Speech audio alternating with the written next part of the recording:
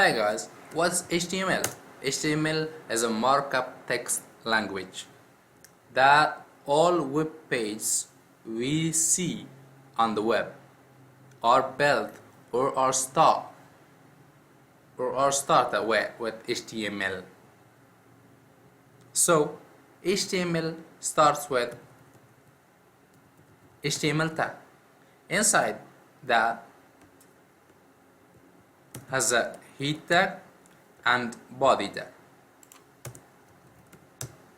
So in head we will have the description and details about this HTML page, and in body all the content we see in the web page, like texts, images and links.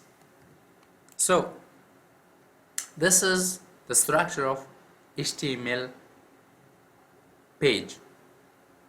We will learn more in the next videos.